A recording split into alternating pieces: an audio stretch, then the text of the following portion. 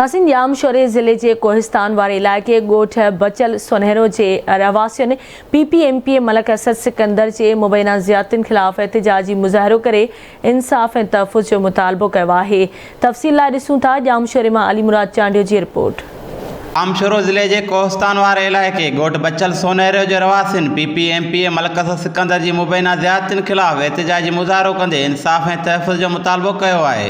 एहतजाज में शामिल ॻोठाणनि MPA मलक असद सिकंदर ते इल्ज़ाम मणींदे चयो आहे त सियासी इंतकाम जो निशानो बणाईंदे संदसि चर्च ते वाइल्ड लाइफ खाते जे अमलदारनि ऐं संदसि ख़ानगी गार्डन ऋण ॿारे ॾिनो आहे, जेकी चौपायो माल खे चारण वञूं था त सिधी फायरिंग करे वापसि रवानो कनि था। चवनि था बिरहामानी खे छॾियो त असीं अव्हांखे जबल चवण छॾींदासीं। हूअं अव्हां असांजो नथा माल छॾीनि नथा ॿियो छॾीनि, ग़रीब जेको थो वञे उनखे मथां फायर था कनि।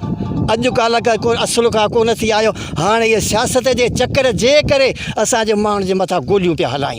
माण्हू मिसकिन ग़रीब आहियूं, असां पंहिंजूं ॿकरियूं काए वञूं था जबल ते, उते उहो सरदार मलिक साहब जा वाठा जेके उहे असांजे मथां हथियार सदा था कनि।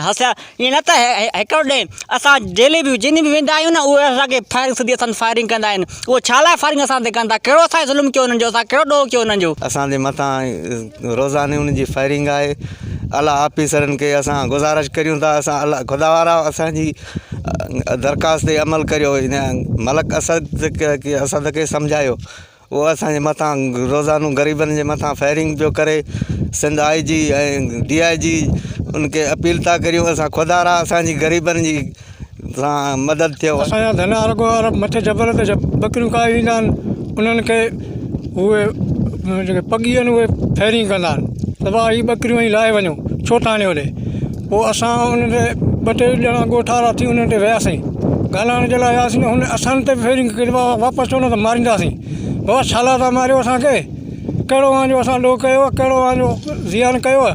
चओ बाबा बिरामानी साहब खे छॾे मलिक साहब ॾे अचो त पोइ ॿकरियूं आणियो। असीं ग़रीब असां हिते पीढ़ी खां वेठल आहियूं, सदी खां वेठल आहियूं।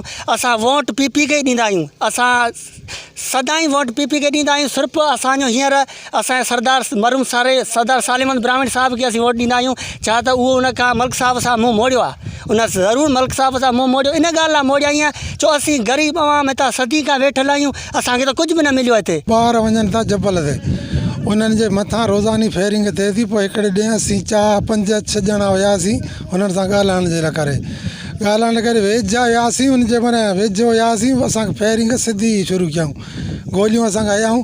असां उन्हनि जो कहिड़ो गुनाह कयो आहे जो रोज़ानो उनजी फायरिंग हले पई। ॻोठाणनि PP चेयरमैन बिलावल भुट्टो ज़रदारी, सिंध जे वॾे वज़ीर सैयद मुराद अली शाह, IG सिंध ऐं ॿियनि वसवारनि खां मुतालबो कयो आहे त PPMP मलक असद सिकंदर जी ज़ियादतियुनि जो नोटिस वठी इंसाफ़ ऐं तहफ़्फ़ुज़ फ़राहम कयो वञे। अली मुराद चांडियो, आवा TV जामशोरे।